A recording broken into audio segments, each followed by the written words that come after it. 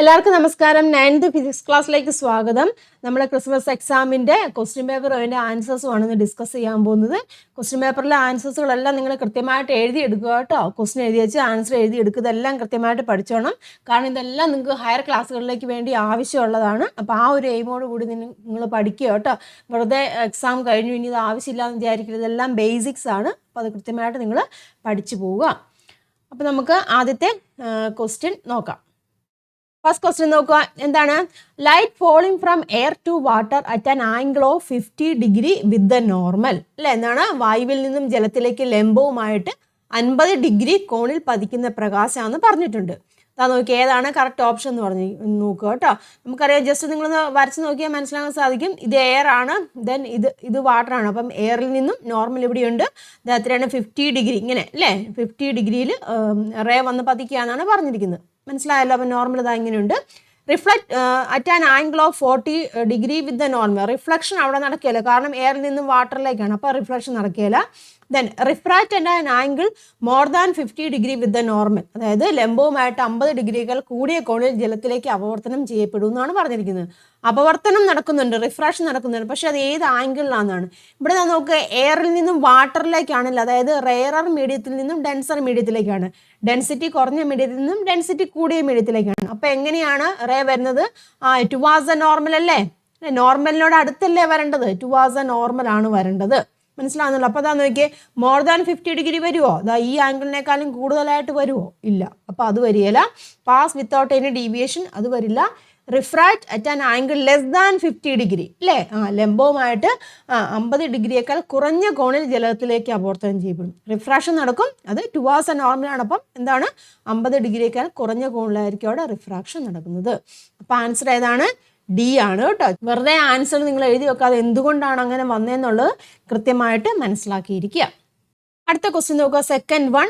The weight of an object felt at Kochi and Antarctica are the same. അതായത് ഒരു വസ്തുവിന് കൊച്ചിയിൽ അനുഭവപ്പെടുന്ന ഭാരവും അന്റാർട്ടിക്കയിൽ അനുഭവപ്പെടുന്ന ഭാരവും എങ്ങനെയായിരിക്കും?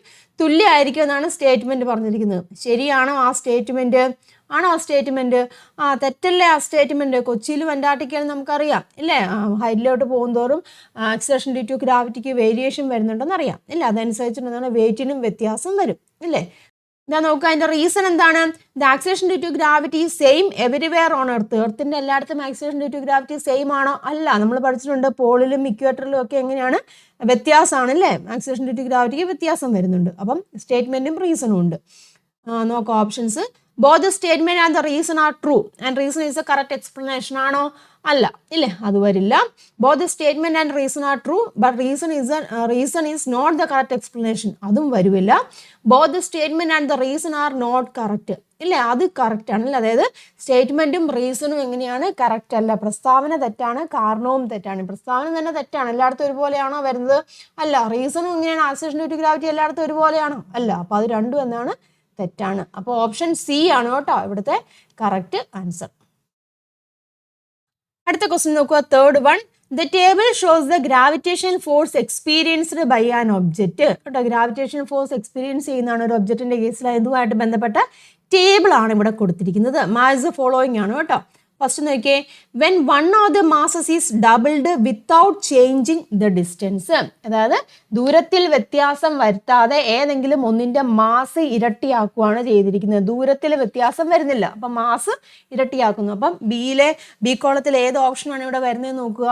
ഏത് വരും? Force of attraction becomes 4 times. Force of attraction is doubled. Force of attraction decreased to 1/4 എന്നുണ്ട്. നമുക്കറിയാം നമ്മുടെ ഇക്വേഷൻ ഏതാണ്? F is equal to G(m1m2) divide by d square എന്നല്ലേ നമ്മുടെ ഇക്വേഷൻ. ആ ഇക്വേഷനെ ബേസ് ചെയ്തിട്ടാണ് കേട്ടോ ഇത് ചെയ്യുന്നത്.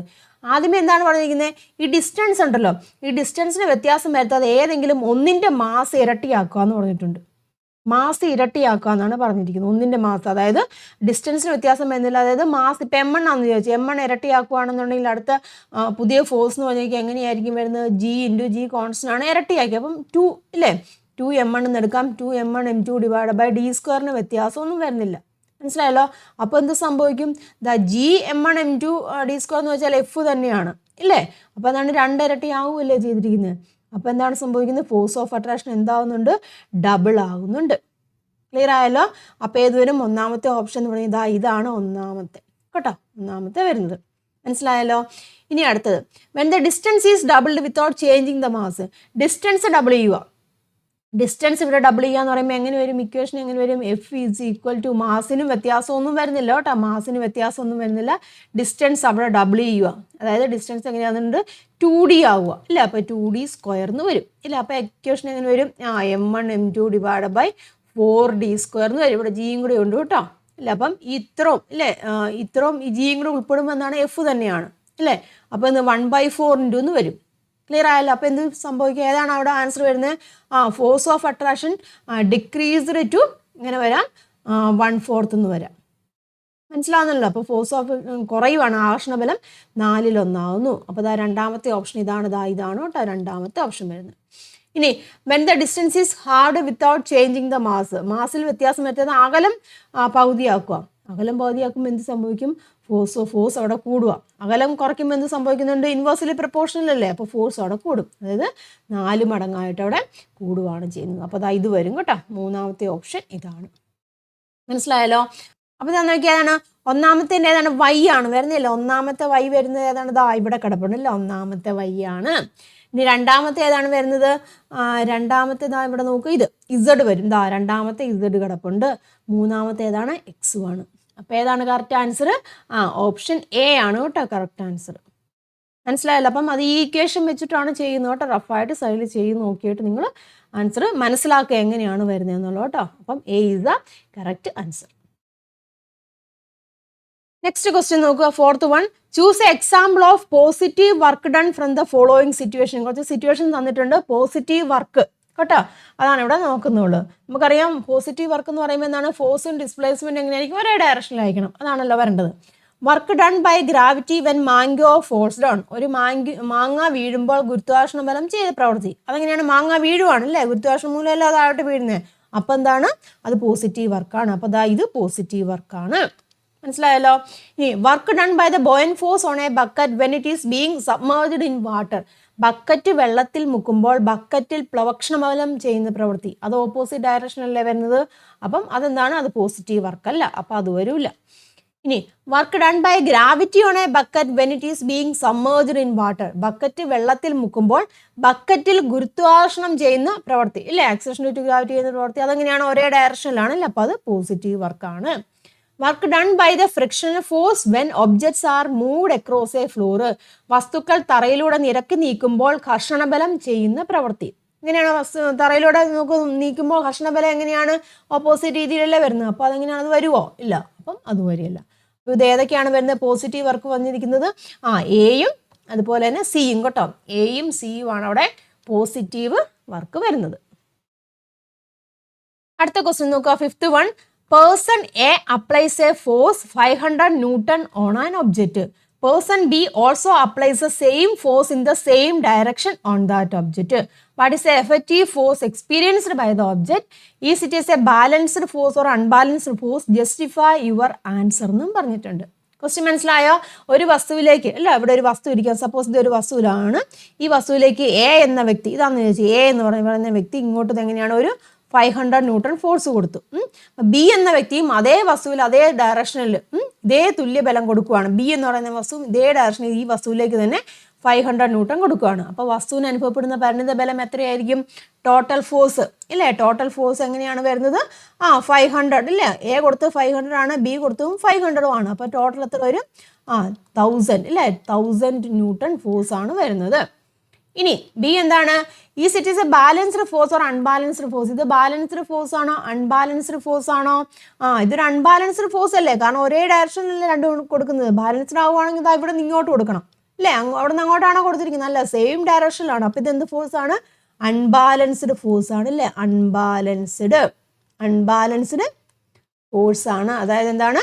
അസന്തുലിത ബലമാണ്. അതിൻ്റെ റീസൺ എന്താണ്? അത് ഒരേ ഡയറക്ഷനിലാണ് കൊടുക്കുന്നത് അല്ലേ. റിസൾട്ടന്റ് ഫോഴ്സ് 0 ആവുകയാണെങ്കിൽ നമുക്ക് എന്ത് പറയാം? ബാലൻസ്ഡ് ഫോഴ്സ് എന്ന് പറയാം. ഇവിടെ അല്ലെങ്കിൽ നമുക്ക് മനസ്സിലാക്കാൻ സാധിക്കും റിസൾട്ടന്റ് ഫോഴ്സ് എത്രയാണ്? 1000 ആണ് വന്നത് ഇല്ല, നോൺ സീറോ അല്ലേ. അതുകൊണ്ട് തന്നെ നമുക്കറിയാം ഇത് അൺബാലൻസ്ഡ് ഫോഴ്സ് ആണ്. ആൻസർ ഇത് ഇവിടെ കൊടുത്തിട്ടുണ്ട് കേട്ടോ. അതാ നോക്കൂ കേട്ടോ, മലയാളത്തിലും ഇംഗ്ലീഷിലും കൊടുത്തിട്ടുണ്ട്. ഞാൻ പറഞ്ഞ കാര്യങ്ങൾ തന്നെയാണ് കേട്ടോ. When the resultant force of an object is 0, the force is said to be balanced എന്ന് പറയാം. ഇവിടെ റിസൾട്ടന്റ് ഫോഴ്സ് 0 ആണ്, അല്ല നോൺ സീറോ ആണ്. അതുകൊണ്ട് തന്നെ ഇതാണ് അൺബാലൻസ്ഡ് ഫോഴ്സ് ആണ്.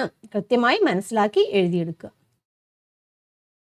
അടുത്ത ക്വസ്റ്റ്യൻ നോക്കാം. ഇതാ ഒരു ഗ്രാഫ് ആണല്ലേ ഇവിടെ കൊടുത്തിരിക്കുന്നത്. എന്ത് ഗ്രാഫാണ്? വെലോസിറ്റി ടൈം ഗ്രാഫ് ആണ് കേട്ടോ. വെലോസിറ്റി ടൈം ഗ്രാഫ് ആണ് ഇവിടെ കൊടുത്തിരിക്കുന്നത്.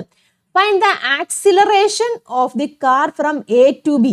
എ തൊട്ട് ബി വരെയുള്ള ആക്സിലറേഷൻ കണ്ടുപിടിക്കാൻ ചോദിച്ചിട്ടുണ്ട്. Justify your answer. എ തൊട്ട് ബി വരെ അല്ലേ? എ തൊട്ട് ബി വരെ വരുമ്പോൾ എങ്ങനെയാണ് ആക്സിലറേഷൻ വരുന്നത്? വെലോസിറ്റി ടൈം ഗ്രാഫ് ആണല്ലേ, വൈ ആക്സിസിൽ വെലോസിറ്റി ആണ്. അപ്പൊ ആക്സിലറേഷൻ ഇവിടെ എത്ര വരും? ആക്സിലറേഷൻ എത്രയാണ്? 0 വരും ഇല്ല. അതിന് കാരണം എന്താണ്? വെലോസിറ്റി ടൈം ഗ്രാഫ് അല്ലേ. അപ്പൊ എന്താണ്? ഇതാ ഇവിടെ നോക്കി, വെലോസിറ്റി കോൺസ്റ്റന്റ് അല്ലേ. മനസ്സിലാവുന്നുണ്ടോ? ആക്സിലറേഷൻ എന്ന് വെച്ചാൽ 0 ആണ്. അതിന് കാരണം എന്താണ്? There is no change in velocity. Acceleration കൊണ്ട് ആക്സിലറേഷൻ എ വെച്ചിട്ടല്ലേ റെപ്രസെന്റ് ചെയ്യുന്നത്. അപ്പം ആക്സിലറേഷൻ 0 ആണ്. അതിന്റെ റീസൺ എന്താണ്? There is no change in velocity അല്ലേ. There is no change in velocity. Change in velocity ഉണ്ടോ അവിടെ? വെലോസിറ്റി അല്ലെങ്കിൽ കോൺസ്റ്റന്റ് ആണെന്ന് പറയാം ഇല്ല. അല്ലെങ്കിൽ എന്ത് പറയാം? Velocity. Here velocity is constant അല്ലേ. വെലോസിറ്റി കോൺസ്റ്റന്റ് ആണ്. വെലോസിറ്റി ചേഞ്ച് ഉണ്ടായാലല്ലേ അവിടെ നമുക്ക് ആക്സിലറേഷൻ ഉണ്ടാകത്തുള്ളൂ. മനസ്സിലാവുന്നുണ്ടോ? അപ്പം ആക്സിലറേഷൻ 0 ആണ്. റീസൺ എന്താണ്? വെലോസിറ്റി ഈസ് കോൺസ്റ്റന്റ് എന്ന് പറയാം. ഇനി അടുത്ത എന്താണ്? Which part of this graph represent the deceleration of the car? Why? Deceleration എന്ന് വെച്ചാൽ നെഗറ്റീവ് ആക്സിലറേഷൻ. ഏതാണ് വരുന്നത്? താഴോട്ടല്ലേ വരുന്നത്. അതായത് ബി സി ഇല്ലേ. ബി സി ആണ് ഡിസലറേഷൻ എന്ന് പറഞ്ഞിരിക്കുന്നത്. അതിന്റെ റീസൺ എന്താണ് പറഞ്ഞിരിക്കുന്നത്? വെലോസിറ്റി അവിടെ ഡിക്രീസ് ചെയ്യുന്നു. അപ്പൊ നമുക്ക് എന്ത് പറയാം? റീസൺ ആണ് കേട്ടോ. വെലോസിറ്റി ഡിക്രീസസ് ഇല്ലേ. Velocity decreases in each second. ഓരോ സെക്കൻഡിലും എങ്ങനെയാണ്? വെലോസിറ്റി അവിടെ കുറയുവാണ് ചെയ്യുന്നത്. പ്രവേഗം ഓരോ സെക്കൻഡിലും കുറയുന്നു. മനസ്സിലായല്ലോ? ആൻസർ ഇവിടെ കൊടുത്തിട്ടുണ്ട് കേട്ടോ. ആക്സിലറേഷൻ 0 ആണ്. There is no change in velocity from A to B കേട്ടോ. എ ടു ബിയിലേക്ക് വെലോസിറ്റി അവിടെ വെലോസിറ്റി ചേഞ്ച് ഉണ്ടാവുന്നില്ല. അല്ലെങ്കിൽ നമുക്ക് പറയാം വെലോസിറ്റി കോൺസ്റ്റന്റ് എന്ന് എഴുതിയാലും മതി കേട്ടോ. അല്ലെങ്കിൽ വെലോസിറ്റി കോൺസ്റ്റന്റ് നിങ്ങൾ എഴുതിയാലും മതി. ഹിയർ വെലോസിറ്റി ഈസ് കോൺസ്റ്റന്റ് എന്ന് പറഞ്ഞാലും കറക്റ്റ് ആണ് കേട്ടോ. പിന്നെ ഡിസലറേഷൻ പറഞ്ഞിട്ടുണ്ട് ബി സി ആണ്. Velocity decreases in each second എന്ന് പറഞ്ഞിട്ടുണ്ട്. അടുത്ത ക്വസ്റ്റ്യൻ നോക്കുക. 6B ആണ് കേട്ടോ. Observe the velocity time graph. ഇവിടെ എന്താ? വെലോസിറ്റി ടൈം ഗ്രാഫ് ആണ് ഇവിടെ കൊടുത്തിരിക്കുന്നത്. നോക്കുക. Calculate the displacement of the body during the time in which it is moving with a uniform velocity. വസ്തു സമപ്രവേഗത്തിൽ സഞ്ചരിച്ച സമയത്ത് വസ്തുവിനുണ്ടായ സ്ഥാനാന്തരം കണക്കാക്കാനാണ് പറഞ്ഞിരിക്കുന്നത്. വസ്തു സമപ്രവേഗത്തിൽ സഞ്ചരിക്കുന്നു. സമപ്രവേഗം എന്ന് പറഞ്ഞിരിക്കുന്നത് ഏത് സിറ്റുവേഷനിലാണ്? ബി തൊട്ട് സി വരെയല്ലേ. ഇതല്ലേ സമപ്രവേഗം എന്ന് പറഞ്ഞിരിക്കുന്നത്. മനസ്സിലാവുന്നല്ലോ? അപ്പം ആ സമയത്ത് വസ്തുവിനുണ്ടായ സ്ഥാനാന്തരം കണ്ടുപിടിക്കാനാണ് ചോദിച്ചിരിക്കുന്നത് അല്ലേ. അപ്പൊ സമപ്രവേഗം അല്ലെങ്കിൽ യൂണിഫോം വെലോസിറ്റി എന്ന് പറയുന്നത് എപ്പോഴാണ്? ഏത് സമയത്താണ്? ബി സിയിലാണ് അല്ലേ. അപ്പൊ നമുക്ക് എന്ത് പറയാം? അറ്റ് ബി സിയിലാണ് യൂണിഫോം വെലോസിറ്റി എന്ന് പറയാം അല്ലേ. യൂണിഫോം വെലോസിറ്റി എപ്പോഴാണ്? അറ്റ് ബി സിയിലാണ് യൂണിഫോം വെലോസിറ്റി വരുന്നത്. അപ്പം വെലോസിറ്റി ടൈം ഗ്രാഫിൽ നമ്മൾ എങ്ങനെയാണ് ഡിസ്പ്ലേസ്മെന്റ് കണ്ടുപിടിക്കുന്നത്?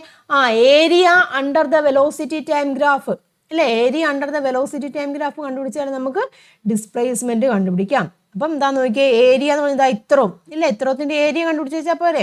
അപ്പം ഏരിയ എന്ന് പറഞ്ഞിരിക്കുന്നത് എങ്ങനെയാണ്? ഇതൊരു റെക്ടാങ്കിൾ അല്ലേ. റെക്ടാങ്കിൾ ആകുമ്പം ഏരിയ എന്ന് പറഞ്ഞിരിക്കുന്നത് എങ്ങനെയാണ് പറയുന്നത്? ലെങ്ത് ഇൻറ്റു ബ്രെഡ്ത്ത് കൊണ്ടുവച്ചാൽ മതി അല്ലേ. അപ്പം കണ്ടുപിടിക്കാം ഡിസ്പ്ലേസ്മെന്റ് എന്ന് അല്ലേ.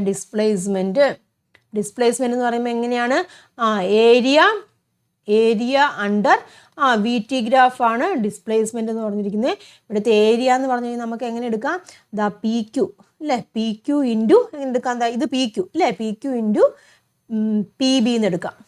മനസ്സിലാവുന്നുണ്ടല്ലോ? പി ക്യു എന്താണ് വരുന്നത്? പി ക്യു ദാ സമയം ഇവിടെ അല്ലേ. പി ക്യു എന്ന് വെച്ചാൽ ടൈം ആണല്ലോ വരുന്നത്. അപ്പോൾ ടൈം എന്ന് എത്രയാണ് വരുന്നത്? 9 - 3 അല്ലേ. 9 - 3 ഇൻറ്റു ഇവിടെ എന്ന് പറഞ്ഞിരിക്കുന്നത് എത്രയാണ്? 90 - 0 ഇല്ലേ. അപ്പം 9 - 3 എന്ന് വരുമ്പോൾ എത്ര വരും? 6 വരും. 6 ഇൻറ്റു 90 അപ്പം എത്രയാണ് വരുന്നത്? 540 എന്ന് വരും ഇല്ലേ. 540 മീറ്റർ. 540 മീറ്റർ ആണ് ഇവിടുത്തെ എന്തെന്ന് പറഞ്ഞിരിക്കുന്നത്? ഡിസ്പ്ലേസ്മെന്റ് എന്ന് പറയുന്നത്. മനസ്സിലായല്ലോ? എഴുതിയെടുക്കുക കേട്ടോ. അടുത്ത ക്വസ്റ്റ്യൻ നോക്കുക.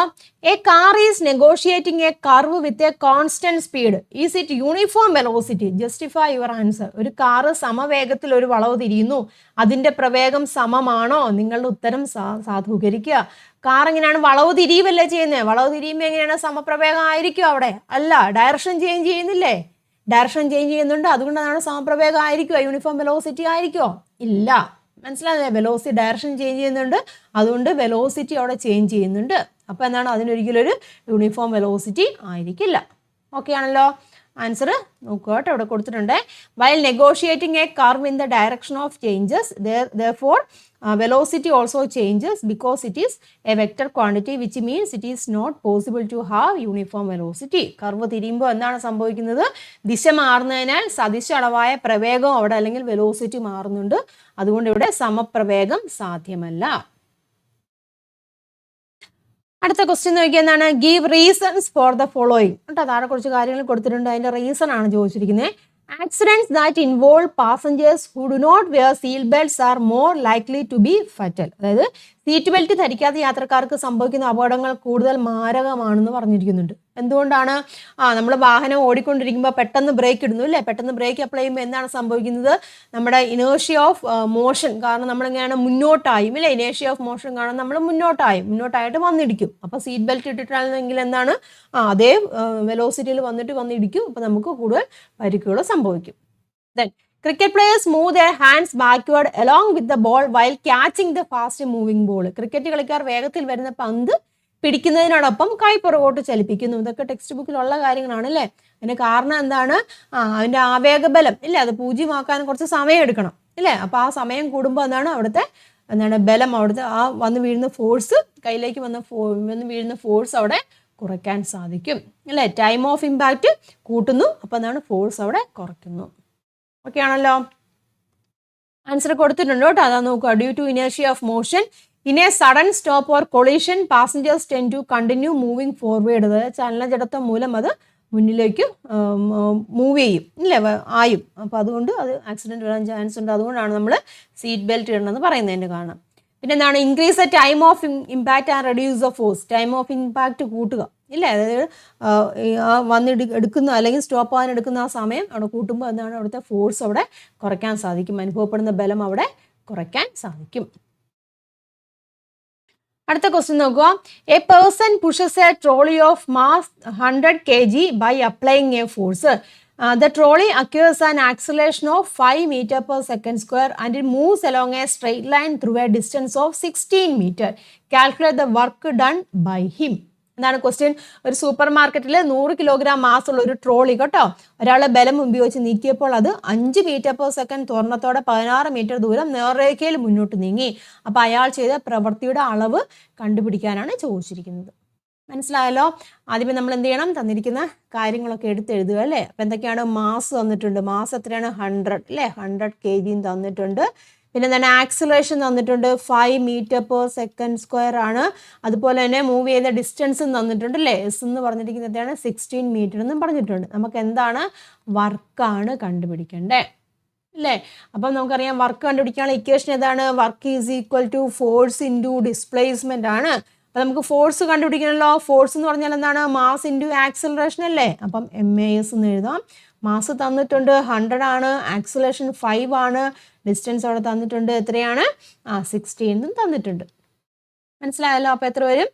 എല്ലാം കൂടെ മൾട്ടിപ്ലൈ ചെയ്യുമ്പോൾ നമുക്ക് വരുന്നത് 8000 കേട്ടോ, 8000 ജൂൾ എന്നാണ് വരുന്നത്.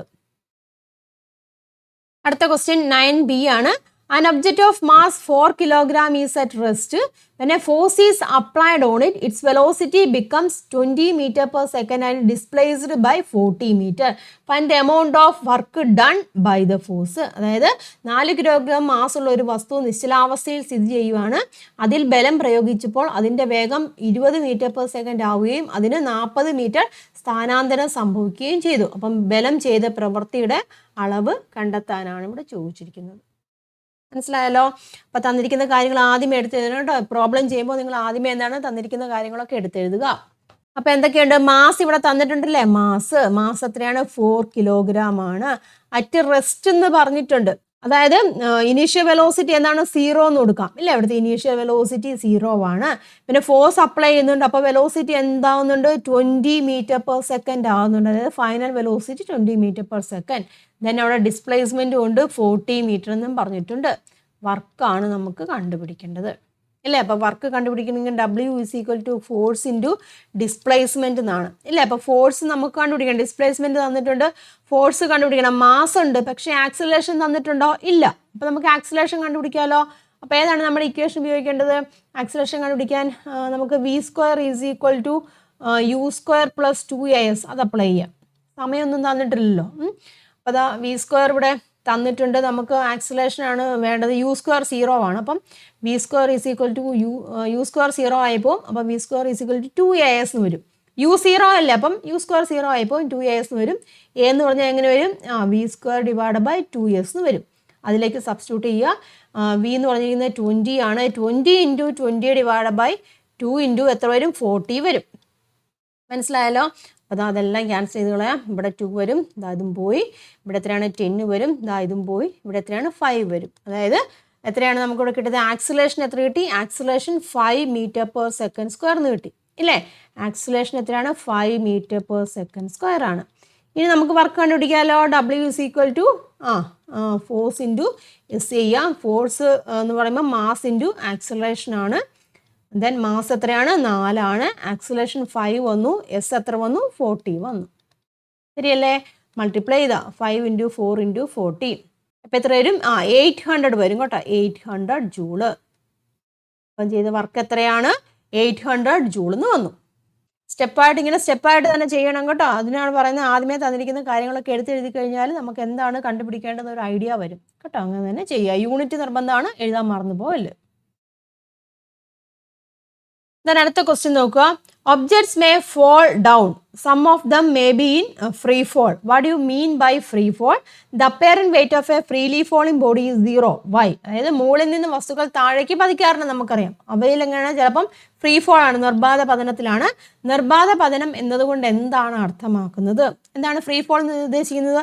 മറ്റൊരു ബലോ ഇല്ല, വേറൊരു ബലത്തിന്റെ സ്വാധീനമില്ലാതെ നമ്മളെ ഗ്രാവിറ്റേഷൻ ഫോഴ്സ് ഉണ്ടല്ലോ, ഗ്രാവിറ്റേഷൻ ഫോഴ്സിന്റെ ഫലമായിട്ട് മാത്രം വസ്തു താഴേക്ക് വരുവാണെങ്കിൽ അതിനെ നമ്മൾ എന്ത് പറയാം? ഫ്രീ ഫോൾ അല്ലെങ്കിൽ നിർബാധ പതനം എന്ന് പറയാം. വേറെ ഫോഴ്സ് ഒന്നുമില്ല, ഗ്രാവിറ്റേഷൻ ഫോഴ്സിന്റെ ഇൻഫ്ലുവൻസിൽ മാത്രമാണെങ്കിൽ. ഓക്കെ ആണല്ലോ. ഇനി അടുത്ത് the apparent weight of a freely falling body is 0. Why? അതായത് നിർബാധം പതിക്കുന്ന ഒരു വസ്തുവിന്റെ ഭാരം 0 ആകാൻ കാരണം എന്ത്? അല്ല, 0 ആകാൻ കാരണം എന്താണ്?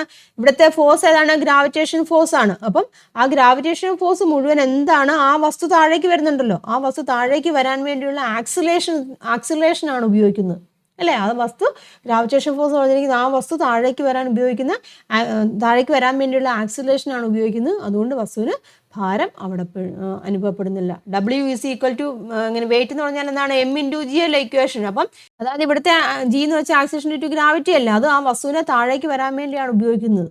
അതുകൊണ്ട് വസ്തുവിന് എന്താണ്? ഭാരം അനുഭവപ്പെടുന്നില്ല. ആൻസർ കൊടുത്തിട്ടുണ്ട് കേട്ടോ. When an object is falls to the ground only under the gravitational force of earth such as known as എന്താണ്? ഫ്രീ ഫോൾ എന്ന് പറയും. മറ്റൊരു ബലത്തിന്റെ സ്വാധീനമില്ലാതെ ഗുരുത്വാകർഷണത്തിന്റെ ഫലമായി മാത്രം വസ്തു ഭൂമിയിലേക്ക് പതിക്കുന്നതാണ് നിർബാധ പതനം. ഇനി the entire force of gravity is used to provide acceleration. The apparent weight of the object will be 0. ഗുരുത്വാകർഷണം നൽകുന്ന ബലം മുഴുവൻ നിർബാധ പതനത്തിൽ ഇരിക്കുന്ന വസ്തുവിൽ ത്വരണം നൽകാൻ ഉപയോഗിക്കുന്നതിനാൽ വസ്തുവിന് ഭാരം അവിടെ അനുഭവപ്പെടുന്നില്ല. അടുത്ത ക്വസ്റ്റ്യൻ നോക്കുക. A person cycling in a well of death is able to maintain that path because of the centripetal force. What you mean by centripetal force? മരണക്കിണർ അല്ലേ, വെൽ ഓഫ് ഡെത്ത് കണ്ടുണ്ടായിരിക്കുമല്ലോ. മരണക്കിണർ എന്ന് പറഞ്ഞിരിക്കുന്ന അല്ലെങ്കിൽ കേട്ടിട്ടുണ്ടായിരിക്കും അല്ലേ. മരണക്കിണറിൽ സൈക്കിൾ ഓടിക്കുന്ന വ്യക്തിക്ക് അഭികേന്ദ്ര ബലം ഉള്ളത് കൊണ്ടാണ് ആ പാത നിലനിർത്താനും കഴിയുന്നത് ഇല്ല. എന്താണ് അഭികേന്ദ്ര ബലം കൊണ്ട് ഉദ്ദേശിക്കുന്നത്? എന്താണ് അഭികേന്ദ്ര ബലം എന്ന് പറഞ്ഞാൽ? സർക്കുലാർ പാത്തിൽ സഞ്ചരിക്കുന്ന ഒരു വസ്തുവിന്റെ ത്വരണം ഇല്ലേ. മനസ്സിലാവുന്നുണ്ടോ? അപ്പം ഒരു വസ്തു ഇങ്ങനെ സർക്കുലർ പാത്തിൽ സഞ്ചരിക്കുകയാണെന്നുണ്ടെങ്കിൽ ആ വസ്തുവിന് ഒരു ത്വരണമുണ്ട്. അതിനെ നമ്മൾ എന്ത് പറയും? സെൻട്രിപീറ്റൽ ആക്സിലറേഷൻ എന്ന് പറയും. അപ്പം ആ സെൻട്രിപീറ്റൽ ആക്സിലറേഷൻ ആവശ്യമായിട്ടുള്ള ബലം, സെൻട്രിപീറ്റൽ ആക്സിലറേഷൻ കൊടുക്കണമെങ്കിൽ അവിടെ ഒരു ബലം വേണം. അതിനെയാണ് നമ്മൾ എന്ത് പറയുന്നത്? അഭികേന്ദ്ര ബലം അല്ലെങ്കിൽ സെൻട്രിപീറ്റൽ ഫോഴ്സ് എന്ന് പറയുന്നത്. ഇനി state the direction of velocity of an object undergoing uniform circular motion. സമവർത്തുള്ള ചലനത്തിന് വിധേയമാകുന്ന വസ്തുവിന്റെ പ്രവേഗത്തിന്റെ ദിശ എങ്ങനെയായിരിക്കും? പ്രവേഗം എങ്ങനെയായിരിക്കും? അതിന്റെ ടാൻജന്റ് അല്ലേ, ടാൻജന്റ് ആയിട്ടായിരിക്കും. ടാൻജന്റിന്റെ ഡയറക്ഷൻ, ടാൻജന്റ് എങ്ങോട്ടാണോ അതായിരിക്കും അവിടുത്തെ പ്രവേഗത്തിന്റെ ദിശ എന്ന് പറയുന്നത്, അല്ലെങ്കിൽ വെലോസിറ്റിയുടെ ഡയറക്ഷൻ എന്ന് പറയുന്നത്.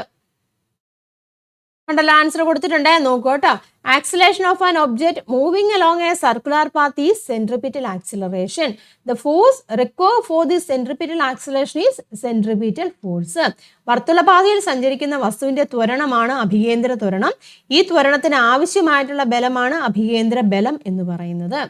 ഇനി അടുത്തത് എങ്ങനെയായിരിക്കും അതിന്റെ പ്രവേഗത്തിന്റെ ദിശ എന്താണെന്നാണ് ചോദിച്ചിരിക്കുന്നത്. The velocity of an object undergoing uniform circular motion is always tangential to the circular path at any given point. ആ വർത്തുള പാതയുടെ എങ്ങനെയാണ്?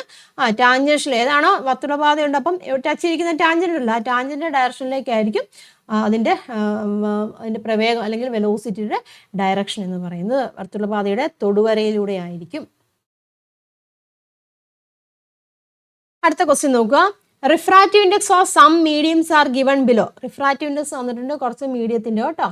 In which medium given in the table does light travel fast. പ്രകാശം ഏത് മാധ്യമത്തിലൂടെയാണ് ഏറ്റവും കൂടുതൽ വേഗത്തിൽ സഞ്ചരിക്കുന്നത്? റിഫ്രാക്റ്റീവ് ഇൻഡെക്സും ലൈറ്റിന്റെ സ്പീഡും ഇല്ലേ. എങ്ങനെയാണ് റിഫ്രാക്റ്റീവ് ഇൻഡെക്സും ലൈറ്റിന്റെ സ്പീഡ് എന്ന് പറയുമ്പോൾ ഇൻവേഴ്സ്ലി പ്രപ്പോർഷണൽ ആണല്ലോ. അതായത് റിഫ്രാക്റ്റീവ് ഇൻഡെക്സ് കൂടുതലിന് എങ്ങനെയായിരിക്കും? സ്പീഡ് അവിടെ കുറവായിരിക്കും. റിഫ്രാക്റ്റീവ് ഇൻഡെക്സ് കുറഞ്ഞതിനായിരിക്കും സ്പീഡ് കൂടുതൽ. അപ്പോൾ അവിടെ നോക്കിയാൽ റിഫ്രാക്റ്റീവ് ഇൻഡെക്സ് കുറഞ്ഞ ഇവിടെ ഏതാണ്? അതാ 1.33 ഇല്ലേ. 1.33 എന്ന് പറയുമ്പോൾ ഏതാണ്? വാട്ടറാണ് അല്ലേ, വാട്ടർ. അപ്പോൾ ജലത്തിനാണ് അവിടെ നിന്നാണ് ഏറ്റവും വേഗത്തിൽ കൂടുതൽ സഞ്ചരിക്കുന്നത്, വാട്ടർ കേട്ടോ. ഇനി a ray of light enters obliquely from sunflower oil to glycerin at an angle 30 degree. What will be the angle at which passes through glycerin? Justify your answer. Sunflower ഓയിലിൽ നിന്ന് ഗ്ലിസറിനിലേക്ക് ഒരു പ്രകാശകിരണം 30 ഡിഗ്രിയിൽ ചെരിഞ്ഞ് പതിക്കുന്നു. ആ പ്രകാശകിരണം ഗ്ലിസറിനിലൂടെ എത്ര കോണുകളിൽ കടന്നു പോകും? ഉത്തരം സാധൂകരിക്കാൻ പറഞ്ഞിട്ടുണ്ട്. എന്തൊക്കെയാണ്? ഗ്ലിസറിനും സൺഫ്ലവർ ഓയിലും ആണ്. ഇതിന്റെ രണ്ടിന്റെ റിഫ്രാക്റ്റീവ് ഇൻഡെക്സ് നോക്കിയേ എങ്ങനെയാണ്? സെയിം അല്ലേ. അപ്പൊ എങ്ങനെയാണ് ഡീവിയേഷൻ സംഭവിക്കുക? രണ്ടിന്റെ റിഫ്രാക്റ്റീവ് ഇൻഡെക്സ് അവിടെ സെയിം ആണ്. അപ്പൊ എന്താണ് പറയുന്നത്? നോ ഡീവിയേഷൻ അല്ലേ. അതിനവിടെ എങ്ങനെയാണ്? ഡീവിയേഷൻ ഒന്നും സംഭവിക്കുന്നില്ല അല്ലേ. അതുകൊണ്ട് തന്നെ അതേ കോണിൽ തന്നെ അത് ഡീവിയേഷൻ ഒന്നും സംഭവിക്കാതെ കടന്നു പോകും. പഠിച്ചിട്ടുള്ളതാണ്, ടെക്സ്റ്റ് ബുക്കിലുള്ള ക്വസ്റ്റ്യൻ തന്നെയാണ് കേട്ടോ ഇത്. ആൻസർ കൊടുത്തിട്ടുണ്ട് കേട്ടോ. അതാ both mediums have same refractive index therefore the light passes without deviation in the same angle. രണ്ട് മാധ്യമത്തിനും ഒരേ അപവർത്തനാങ്കമായതിനാൽ പ്രകാശരശ്മിക്ക് വ്യതിയാനം സംഭവിക്കുന്നില്ല. ആയതിനാൽ അതേ കോണിൽ വ്യതിയാനം സംഭവിക്കാതെ പ്രകാശരശ്മി അവിടെ കടന്നു പോകുന്നു. അടുത്ത ക്വസ്റ്റ്യൻ നോക്കുക, 14th one. The gravitational force on the lunar surface is approximately 1/6 times that of the earth. നമുക്കറിയാമല്ലേ, ചന്ദ്രോപരിതലത്തിലെ ഗുരുത്വാകർഷണ ബലം ഭൂമിയുടെ ഗുരുത്വാകർഷണ ബലത്തിന്റെ 1/6 മടങ്ങാന്ന് നമുക്കറിയാം. What is the weight of an object on the earth if its mass is 18 kilogram? 18 kilogram മാസുള്ള ഒരു വസ്തുവിന് ഭൂമിയിൽ അനുഭവപ്പെടുന്ന ഭാരം എത്രയാണ്? ഈ വസ്തുവിന് അതുപോലെ ചന്ദ്രനിൽ അനുഭവപ്പെടുന്ന മാസും ഭാരവും എത്രയാണെന്നും കണ്ടുപിടിക്കാൻ ചോദിച്ചിട്ടുണ്ട്. അപ്പൊ ആദ്യമേ ഭൂമിയിൽ അനുഭവപ്പെടുന്ന ഭാരം കണ്ടുപിടിക്കണം. വെയിറ്റ് കാണാനുള്ള ഇക്വേഷൻ ഏതാണ്? W = എന്താണ്? M × G ആണ്. മാസ് എത്രയാണ്? 18 ആണ്. G ഭൂമിയുടെ അല്ലേ, എത്രയാണ് വരുന്നത്? ഇവിടെ പറഞ്ഞിട്ടുണ്ട് 10 എടുക്കാൻ പറഞ്ഞിട്ടുണ്ട് കേട്ടോ. അപ്പം 10 ഇട്ട് ചെയ്യാം. അപ്പം എത്ര വരും? That is equal to 180 newton ആയിരിക്കും വെയിറ്റ്. എവിടുത്തെ വെയിറ്റ് എന്ന് പറഞ്ഞാൽ എർത്തിൽ ആ വസ്തുവിനുണ്ടാകുന്ന ഭാരം. മനസ്സിലായല്ലോ. ഇനി എന്താണ് രണ്ടാമത്തെ പാർട്ട് ചോദിച്ചിരിക്കുന്നത്? മൂണിലാണെന്നുണ്ടെങ്കിൽ ആ വസ്തു ചന്ദ്രനിലാവുകയാണെന്നുണ്ടെങ്കിൽ അതിന്റെ മാസും വെയിറ്റും കണ്ടുപിടിക്കാൻ ചോദിച്ചിട്ടുണ്ട്. മാസിന് വ്യത്യാസം വല്ലതും ഉണ്ടാവുമോ? മാസ് അവിടെ കോൺസ്റ്റന്റ് ആണല്ലേ. മാസിന് വ്യത്യാസം ഒന്നും ഉണ്ടാവുന്നില്ല. മാസ് ഈസ് എ കോൺസ്റ്റന്റ് എന്ന് പറയാം. മാസ് കോൺസ്റ്റന്റ് ആണ് അല്ലേ. അപ്പൊ എന്താണ്? മാസ് കോൺസ്റ്റന്റ് ആയതുകൊണ്ട് തന്നെ മാസ് ഓഫ് മൂൺ അല്ലേ, മൂണിലെ മാസ് എന്ന് പറഞ്ഞിട്ടുണ്ടെങ്കിൽ എത്ര തന്നെ ആയിരിക്കും? സെയിം തന്നെയായിരിക്കും. അതായത് 18 കിലോഗ്രാം തന്നെ ആയിരിക്കും അല്ലേ. അപ്പൊ വെയിറ്റിന് വ്യത്യാസം വരും. കാരണം എന്താണ്? മൂണിലെ ആക്സിലറേഷൻ ഡ്യൂ ടു ഗ്രാവിറ്റി വ്യത്യാസമല്ലേ. അപ്പം M × G ആണ്. അത് മൂണിലെയാണ് കേട്ടോ. മൂണിലെ നമ്മളിവിടെ കണ്ട എർത്തിലെയാണ്. മൂണിലെ G ആണ് എടുക്കേണ്ടത്. മൂണിലെ ജിയുടെ വാല്യൂ എത്രയാണ്? തന്നിട്ടില്ല, നമ്മൾ അറിഞ്ഞിരിക്കണം. G in 3 എന്ന് പറഞ്ഞിരിക്കുന്നത് 1.62 ആണ് കേട്ടോ. 1.62 m/s² ആണ്. അപ്പോൾ അതിട്ട് ചെയ്യണം. W = വെയിറ്റ് ഇൻ മൂൺ ആണ് കേട്ടോ. മാസ് ഇൻറ്റു GM ആണ്. അത് മാസ് എത്രയാണ്? 18 തന്നെയാണ്. മറ്റേത് 1.62 ആണ്. മൾട്ടിപ്ലൈ ചെയ്യുക. ചെയ്യുമ്പോൾ കിട്ടുന്ന ആൻസർ 29.16 എന്ന് വരും കേട്ടോ. 29.16 ന്യൂട്ടൺ എന്ന് വരും ആൻസർ. അടുത്ത ക്വസ്റ്റ്യൻ നോക്കാം. What is the weight of an object at the centre of the earth? എർത്തിന്റെ സെൻട്രൽ വസ്തുവിന്റെ ഭാരം എത്രയാണ്? നമുക്കറിയാം എത്രയാണ്, 0 ആണ് വരുന്നത് അല്ലേ, ഭാരം 0 ആണ്. അതിന്റെ കാരണം എന്താണ്? W=m×g ആണ് ഭാരം പറയുന്നത്. വെയിറ്റ് വരുന്നത് ജിയുടെ വാല്യൂ സെൻട്രൽ എത്രയാണ്? 0 ആണ് വരുന്നത്. അതുകൊണ്ട് 0 ആയിരിക്കും വെയിറ്റ് എന്ന് പറഞ്ഞിരിക്കുന്നത്. Then what are the factors that influence the weight of an object? ഒരു വസ്തുവിന്റെ വെയിറ്റിനെ സ്വാധീനിക്കുന്ന ഘടകങ്ങൾ ഏതൊക്കെയാണ്? മാസ് ഉണ്ട് ഇല്ലേ, മാസ് ഉണ്ട്. അതുപോലെ തന്നെ ആക്സിലറേഷൻ ഡ്യൂ ടു ഗ്രാവിറ്റി ഉണ്ട്. Then എന്താണ്? In which region of the surface of the earth does the body experience maximum weight? Give reason. Maximum weight അനുഭവപ്പെടുന്നത് എവിടെയായിരിക്കും എന്നാണ് ചോദിച്ചത്. ധ്രുവപ്രദേശത്താണോ? അല്ലെ, പോളാർ റീജിയനും ഉണ്ട്, അതുപോലെ തന്നെ ഇക്വറ്റോറിയൽ റീജിയനും ഉണ്ട് അല്ലേ. പോളാർ റീജിയൻ എങ്ങനെയാണ്? നമ്മുടെ എർത്തിന്റെ ഷേപ്പ് വെച്ച് നോക്കുമ്പോൾ ഇങ്ങനെയല്ലേ പറഞ്ഞിരിക്കുന്നത്. അപ്പോൾ ഇതാ നോക്കുക, ഇതാണ് പോളാർ റീജിയൻ, ഇതാണ് ഇക്വറ്റോറിയൽ റീജിയൻ. അപ്പോൾ പോളാർ റീജിയനിൽ എങ്ങനെയാണ്? പോളാർ റീജിയനിൽ ആക്സിലറേഷൻ ഡ്യൂ ടു ഗ്രാവിറ്റി ഇവിടെ എങ്ങനെയാണ്? ആക്സിലറേഷൻ ഡ്യൂ ടു ഗ്രാവിറ്റി എങ്ങനെയാണ്? ഹൈ ആണ് അല്ലേ, കൂടുതലാണ്, മോർ ആണ്. ഇവിടെയാണ് ജിയുടെ വാല്യൂ കൂടുതൽ എന്ന് പറഞ്ഞിരിക്കുന്നത് കേട്ടോ. ജിയുടെ കൂടുതലാണ്, ഇവിടെ ജിയുടെ വാല്യൂ എങ്ങനെയാണ്? കുറവാണ് വരുന്നത്. അപ്പം നമുക്കറിയാം W=m×g അല്ലേ വരുന്നത്. അപ്പം ജി കൂടുതൽ എവിടെയാണ് അവിടെയായിരിക്കും വെയിറ്റ് ഉണ്ടായിരിക്കുന്നത് അല്ലേ. അപ്പം എവിടെയായിരിക്കും മാക്സിമം വെയിറ്റിൽ വന്നിരിക്കുന്നത്? പോൾസിലായിരിക്കും അല്ലേ, പോളാർ റീജിയനിലായിരിക്കും അവിടെ മാക്സിമം എന്താണ് വെയിറ്റും വരുന്നത്. ക്ലിയർ ആയല്ലോ പറഞ്ഞത്? ആൻസർ കൊടുത്തിട്ടുണ്ട് കേട്ടോ.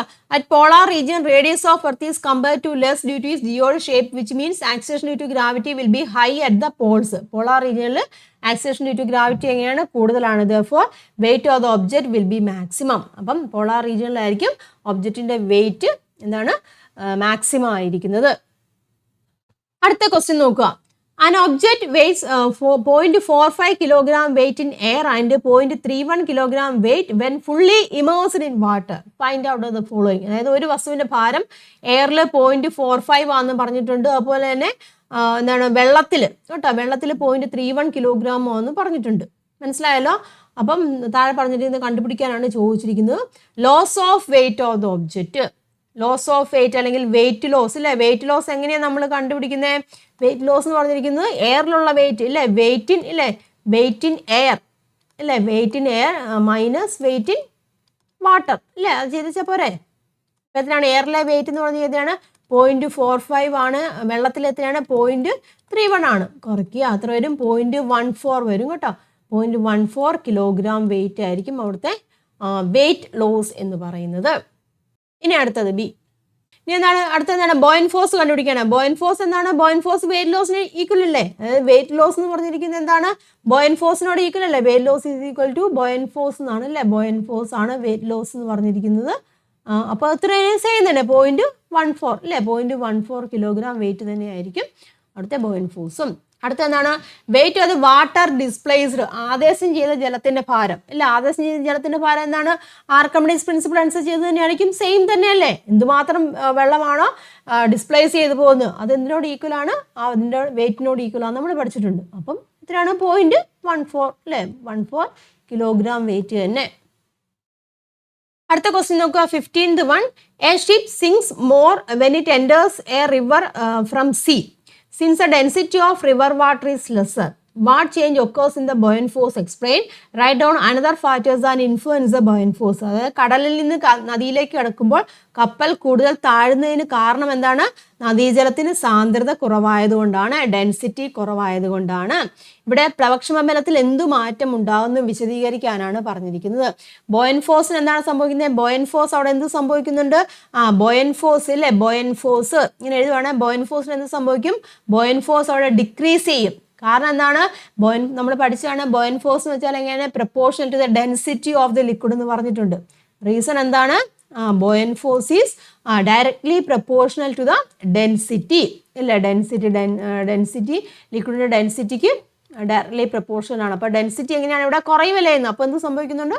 ബോയൻ ഫോഴ്സും കുറയും. ഇനി എന്താണ്? പ്ലവക്ഷമബലത്തെ സ്വാധീനിക്കുന്ന മറ്റൊരു ഘടകം ഏതാണ്? വോളിയം ഇല്ലേ. വോളിയം പറയാം. വോളിയം ഓഫ് ദി ഒബ്ജക്റ്റും പറയാം. Volume of the object. മനസ്സിലായല്ലോ? ആൻസർ കൊടുത്തിട്ടുണ്ട് കേട്ടോ. ബോയിൻ ഫോഴ്സ് ഡിക്രീസ് ചെയ്യും. കാരണം എന്താണ്? Buoyant force is directly proportion to the density of the fluid എന്ന് പറഞ്ഞിട്ടുണ്ട്. കടൽ ജലത്തിൽ നിന്നും നദീജലത്തിലേക്ക് വരുമ്പോൾ പ്ലവക്ഷമബലം കുറയുന്നു. നദീജലത്തിന് കടൽ ജലത്തിനേക്കാൾ സാന്ദ്രത കുറവാണ്. സാന്ദ്രത കുറയുമ്പോൾ എന്താണ്? പ്ലവക്ഷമബലവും അവിടെ കുറയുന്നു. പിന്നെ മറ്റൊരു ഫാക്ടർ ഏതാണ്? വോളിയം ഓഫ് ദി ഒബ്ജക്റ്റ്, വസ്തുവിന്റെ വ്യാപ്തം. നെക്സ്റ്റ് ക്വസ്റ്റ്യൻ നോക്കാം. The sale of milk adulterated with water in a crime. It is also a social menace. Name the device used to measure the relative density of the milk. വെള്ളം ചേർത്ത പാല് വിൽക്കുന്നത് കുറ്റകൃത്യമാണ്. അതൊരു സാമൂഹിക വിപത്ത് കൂടിയാണെന്ന് നമുക്കറിയാം. പാലിന്റെ ആപേക്ഷിക സാന്ദ്രത അളക്കാൻ ഉപയോഗിക്കുന്ന ഉപകരണം ഏതാണ്? പാലിന്റെ ആപേക്ഷിക സാന്ദ്രത അളക്കാൻ ഉപയോഗിക്കുന്ന ഉപകരണം ലാക്ടോമീറ്റർ അല്ലേ? ലാക്ടോമീറ്റർ ആണ് പാലിന്റെ ആപേക്ഷിക സാന്ദ്രത അളക്കാൻ ഉപയോഗിക്കുന്നത്. Write down the working principle of this device. ഈ ഡിവൈസിന് ലാക്ടോമീറ്ററിന്റെ വർക്കിംഗ് പ്രിൻസിപ്പിൾ ഏതാണ്? പ്രിൻസിപ്പിൾ ഓഫ് ഏതാണ്? പ്രിൻസിപ്പിൾ ഓഫ് ഫ്ലോട്ടേഷൻ അല്ലേ? Principle of flotation. പ്ലവന തത്വത്തിലാണത് വർക്ക് ചെയ്യുന്നത്. ദെൻ അടുത്ത എന്താണ്? Name another device working on the same principle. ഈ പ്രിൻസിപ്പിൾ തന്നെ വർക്ക് ചെയ്യുന്ന മറ്റൊരു ഡിവൈസ് ഏതാണ്? ഹൈഡ്രോമീറ്റർ പറയാം അല്ലേ? ഹൈഡ്രോമീറ്റർ. മനസ്സിലായില്ല? അപ്പൊ ലാക്ടോമീറ്റർ പ്രിൻസിപ്പിൾ ഓഫ് ഫ്ലോട്ടേഷൻ എന്ന് വെച്ചാൽ പ്ലവന തത്വം കേട്ടോ. മലയാളത്തിൽ പ്ലവന തത്വം. പ്ലവന തത്വത്തിൽ വർക്ക് ചെയ്യുന്നതാണ്. മറ്റൊരു ഡിവൈസ് ആണ് ഹൈഡ്രോമീറ്റർ. അടുത്ത ക്വസ്റ്റ്യൻ നോക്കുക. 17th one. A Porter of height 1.5 meter lifts a suitcase of mass 15 kilogram from the ground and places it on his head. What is the work done by the porter against the force of gravity? അതായത് 1.5 meter ഉയരമുള്ള ഒരു പോർട്ടറാണ്. അയാൾ 15 kilogram ഭാരമുള്ള ഒരു suit case നിലത്തു നിന്ന് ഉയർത്തി തലയിൽ വയ്ക്കുന്നു. മനസ്സിലായല്ലോ? അപ്പം ഗുരുത്വാകർഷണ ബലത്തിനെതിരെയാണല്ലോ അയാൾ വർക്ക് ചെയ്തത്. അപ്പൊ അവിടെ ചെയ്ത ആ വർക്ക് എത്രയാണെന്നാണ് കണ്ടുപിടിക്കാൻ ചോദിച്ചിരിക്കുന്നത്. അപ്പൊ നമുക്ക് നോക്കാം. മാസ് എത്രയാണ്? 15 കിലോഗ്രാം എന്ന് തന്നിട്ടുണ്ട്. അയാളുടെ ഹൈറ്റ് എത്രയാണ്? 1.5 മീറ്റർ ആണ് തന്നിട്ടുണ്ട്. പിന്നെ ഏതാണ്? ജിയുടെ വാല്യൂ തന്നിട്ടുണ്ടല്ലോ. 10 meter/s² ആണ്. വർക്കാണുള്ള ഇക്വേഷൻ ഏതാണ്? mgh ആണ് അല്ലേ? ഗ്രാവിറ്റേഷൻ ഫോഴ്സിനെതിരെ നമ്മൾ ചെയ്യുന്ന വർക്ക് mgh ആണ്. അപ്പൊ എന്താണ്? ഇക്വേഷൻ സബ്സ്റ്റിറ്റ്യൂട്ട് ചെയ്യാലോ. മാസ് 15 ആണ്. ജി ഇവിടെ 10 തന്നിട്ടുണ്ട്. എച്ച് എത്രയാണ്? 1.5 ആണ്. സബ്സ്റ്റിറ്റ്യൂട്ട് ചെയ്യുമ്പോൾ കിട്ടുന്നത് 225 എന്ന് വരും കേട്ടോ. 225 ജൂൾ. ഇത്രയാണ് അവിടെ ചെയ്ത വർക്ക്. അടുത്ത ക്വസ്റ്റ്യൻ നോക്കാം. 18A ആണ് കേട്ടോ. The velocity of a body of mass 500 gram changes from 65 meter/second to 5 meter/second on applying a force of 20 Newton. Calculate the time for which the force is applied. അതായത് 500 gram മാസുള്ള ഒരു വസ്തുവിൽ ഒരു നിശ്ചയ സമയത്തേക്ക് 20 newton force പ്രയോഗിക്കുമ്പോൾ അതിൻ്റെ വേഗം 65 meter/second നിന്നും 5 meter/second ആയി മാറുന്നു. ബലം പ്രയോഗിക്കപ്പെട്ട സമയം കണക്കാക്കാനാണ് ഇവിടെ ചോദിച്ചിരിക്കുന്നത്. ക്വസ്റ്റ്യൻ മനസ്സിലായല്ല? ബലം പ്രയോഗിക്കപ്പെട്ട സമയമാണ്. അത് 500 ഗ്രാം മാസുള്ള ഒരു വസ്തുവാണ്. ഒരു നിശ്ചയ സമയത്തേക്ക് 20 ന്യൂട്ടൺ ബലം അവിടെ കൊടുത്തു. അപ്പോൾ അതിൻ്റെ വേഗം വെലോസിറ്റി എന്ന് പറയുന്നത് 65 meter/second നിന്നാണ് 5 meter/second ആയിട്ട് മാറി. അപ്പോൾ അവിടെ എന്തുമാത്രം സമയം എടുത്തു എന്നാണ് നമുക്കവിടെ കണ്ടുപിടിക്കാനുള്ളത്. തന്നിരിക്കുന്ന കാര്യങ്ങൾ നമുക്ക് എഴുതാം. മാസ് വന്നിട്ടുണ്ട്. 500 ഗ്രാം ആണ് ഇവിടെ തന്നിരിക്കുന്ന മാസ്. ഗ്രാമിൽ തന്നിരിക്കുന്നതാണ്. അപ്പോൾ നമുക്ക് കൺവേർട്ട് ചെയ്ത് എഴുതണം കേട്ടോ. കിലോഗ്രാമിലേക്ക് കൺവേർട്ട് ചെയ്തണം. നമ്മുടെ SI യൂണിറ്റിൽ വേണം എപ്പോഴും ചെയ്യാൻ. അപ്പോൾ 500 ഡിവൈഡ് ബൈ 1000 ചെയ്യുക. അപ്പോൾ എത്ര വരും? ആൻസർ എന്ന് പറഞ്ഞിരിക്കുന്നത് 0.5 കിലോഗ്രാം എന്ന് വരും. ഇതും ക്യാൻസലായിട്ട് പോയി 5/10 വരും അല്ലേ? അതായത് 0.5 കിലോഗ്രാം എന്ന് വരും. പിന്നെന്താണ് പറഞ്ഞിരിക്കുന്നത്? ഫോഴ്സ് ഇല്ലേ? ഇവിടുത്തെ ഫോഴ്സ് തന്നിട്ടുണ്ട്. ഫോഴ്സ് എത്രയാണ്? 20 ന്യൂട്ടൺ എന്ന് പറഞ്ഞിട്ടുണ്ട് അല്ലേ? 20 ന്യൂട്ടൺ ഫോഴ്സ് എന്ന് പറഞ്ഞിട്ടുണ്ട്. പിന്നെന്താണ്? ഇനീഷ്യൽ വെലോസിറ്റി ഫൈനൽ വെലോസിറ്റിയും തന്നിട്ടുണ്ട് അല്ലേ? ഇതാ നോക്കുക. അതിൻ്റെ ഇനീഷ്യൽ വെലോസിറ്റി എന്ന് പറഞ്ഞിരിക്കുന്നത് എത്രയാണ്? അതായത് യു എന്ന് പറഞ്ഞിരിക്കുന്നത് എത്രയാണ്? യു എന്ന് പറഞ്ഞിരിക്കുന്നത് 65 അല്ലേ? യു അവിടെ 65 ആണ് തന്നിട്ടുണ്ട്. 65 മീറ്റർ ആദ്യമേ അല്ലേ? പിന്നെ ഫൈനൽ വെലോസിറ്റി എത്രയായി? 5 meter/second ആയിട്ട് മാറി. അപ്പോൾ എന്താണ്? ടൈമാണ് നമുക്ക് അവിടെ കണ്ടുപിടിക്കേണ്ടത് അല്ലേ? അപ്പോൾ നമുക്ക് ഏത് ഇക്വേഷൻ ഉപയോഗിക്കാം? നമുക്ക് ഉപയോഗിക്കാമല്ലോ. V = U+AT എന്ന് പറഞ്ഞ ഇക്വേഷൻ ഉപയോഗിക്കാമല്ലോ അല്ലേ? വി ഉണ്ട്, യു ഉണ്ട്, ടിയും കണ്ടുപിടിക്കണം. ആക്സിലറേഷൻ നമുക്കിവിടെ കണ്ടുപിടിക്കാമല്ലോ. ഫോഴ്സ് വന്നിട്ടുണ്ടല്ലോ. ഫോഴ്സ് വന്നിട്ടുണ്ട്. അപ്പോൾ നമുക്ക് ആക്സിലറേഷൻ കണ്ടുപിടിക്കാമല്ലോ ഇല്ലേ? അപ്പോൾ നമുക്ക് F = ma വെച്ചിട്ട് ആക്സിലറേഷൻ കണ്ടുപിടിക്കാം. A = F/m വരും. എഫ് ഇവിടെ തന്നിട്ടുണ്ട് 20 ആണ്. എം എത്രയാണ്? 0.5 എന്നും തന്നിട്ടുണ്ട് അല്ലേ? അപ്പോൾ അത് എത്രയാണ് വരുന്നത്?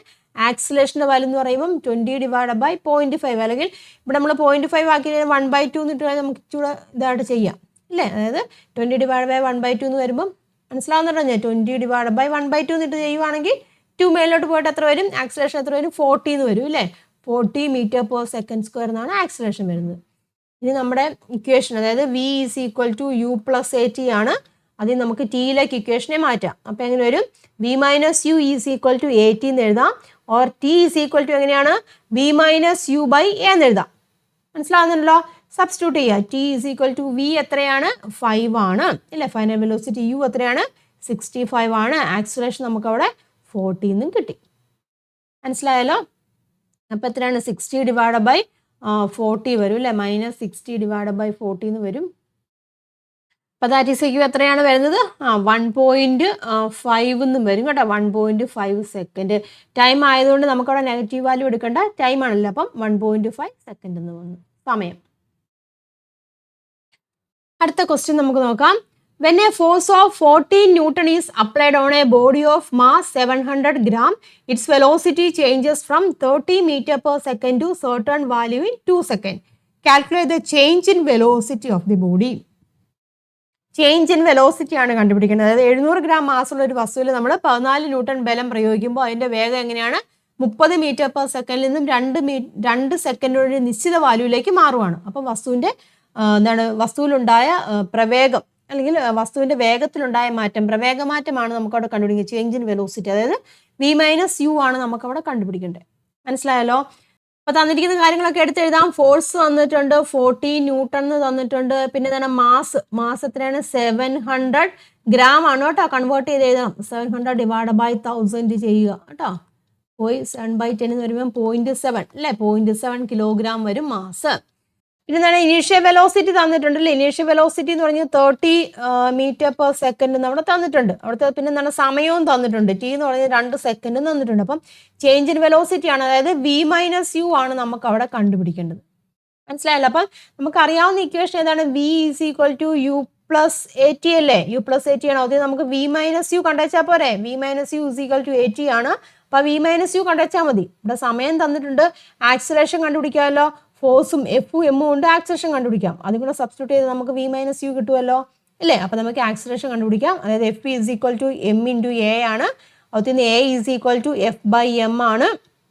എത്ര വരും, f എന്ന് പറഞ്ഞിരിക്കുന്നത് 14 ആണ്.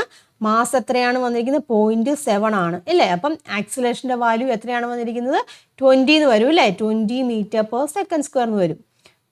14/0.7 അല്ലെങ്കിൽ എന്താണ് 7/10 വെച്ച് ചെയ്താലും മതി കേട്ടോ. അപ്പോൾ 20 m/s² എന്ന് ആക്സിലേഷൻ വന്നു. അപ്പോൾ നമുക്ക് ചെയ്യാമല്ലോ. അതായത് v - u ആണ് കണ്ടുപിടിക്കണം. v - u = a × t ആണ്. ആക്സിലേഷൻ നമുക്ക് അവിടെ കിട്ടി 20 ആണ്. സമയം എത്രയാണ്, 2 ആണ്. ദാറ്റ് ഈസ് ഈക്വൽ ടു എത്രയാണ്, 40 m/s. അതായത് v - u എന്ന് പറഞ്ഞ ചേഞ്ച് ഇൻ വെലോസിറ്റി എത്ര വന്നു, 40 m/s വന്നു. അപ്പോൾ മനസ്സിലായാലും ഇതൊക്കെ എളുപ്പമുള്ള ക്വസ്റ്റ്യൻ ആണ്. നമുക്കൊന്ന് കൂടുതലായിട്ട് നമുക്ക് ചിന്തിക്കേണ്ടതായിട്ടുള്ള കാര്യങ്ങളൊന്നുമില്ല. എല്ലാം ഡയറക്റ്റ് തന്നെയാണ് തന്നിരിക്കുന്നത്. നമ്മൾ പ്രോബ്ലം ചെയ്യുമ്പോൾ എപ്പോഴും പറയുന്ന കാര്യമാണ് തന്നിരിക്കുന്ന കാര്യങ്ങൾ എടുത്തെഴുതുക. അപ്പോൾ അതിൽ തന്നെ നമുക്ക് പല കാര്യങ്ങളും ചെയ്യാൻ സാധിക്കും. അപ്പം അത്യാവശ്യം കുഴപ്പമില്ലാത്തൊരു ക്വസ്റ്റ്യൻ പേപ്പർ ആയിരുന്നു. ഈസി ആയിട്ടുള്ള ക്വസ്റ്റ്യൻ പേപ്പർ തന്നെയായിരുന്നു. നിങ്ങൾ കൃത്യമായിട്ട് ആൻസേഴ്സ് എഴുതിയെടുക്കുക. ക്വസ്റ്റ്യൻ എഴുതിയെടുക്കുക. എന്നിട്ട് തന്നെ ആൻസേഴ്സ് പ്രോബ്ലം ഒക്കെ തന്നെ ചെയ്ത് നോക്കുക കേട്ടോ. എങ്കിൽ മാത്രമുള്ളൂ പഠിക്കാൻ സാധിക്കത്തുള്ളൂ. കൃത്യമായിട്ട് കാര്യങ്ങൾ മനസ്സിലാക്കി പഠിക്കുക. ഞാൻ പറഞ്ഞായിരുന്നു ഇത് നമുക്ക് ഹയർ ക്ലാസ്സുകളിലേക്ക് എസ്പെഷ്യലി +1 വരുമ്പോൾ ആവശ്യമായിട്ടുള്ള കാര്യങ്ങളാണ്. അപ്പം ഇപ്പം ഈ ബേസ് നന്നാക്കി പോവുക കേട്ടോ. കൃത്യമായിട്ട് പഠിച്ച് മനസ്സിലാക്കി പോവുക. അപ്പം ഈ ക്വസ്റ്റ്യൻ പേപ്പറിലെ എല്ലാ ക്വസ്റ്റ്യനും ആൻസറും നമ്മൾ ഡിസ്കസ് ചെയ്തു. എല്ലാവർക്കും ക്ലിയർ ആയി കാണുമെന്ന് ഞാൻ വിചാരിക്കുന്നു. നിങ്ങൾക്ക് ഉപകാരമായിട്ടുണ്ടെന്നുണ്ടെങ്കിൽ വീഡിയോയ്ക്ക് ലൈക്ക് ചെയ്യുക. അഭിപ്രായങ്ങളൊക്കെ തീർച്ചയായിട്ടും കമൻറ്റ് ചെയ്യുക. മാക്സിമം നിങ്ങളുടെ ഫ്രണ്ട്സിലേക്കൊക്കെ ഒന്ന് ഷെയർ ചെയ്ത് വിടുക കേട്ടോ. അപ്പം മറ്റൊരു വീഡിയോ ആയിട്ട് നമുക്ക് വീണ്ടും കാണാം. എല്ലാവർക്കും നന്ദി, നമസ്കാരം. താങ്ക്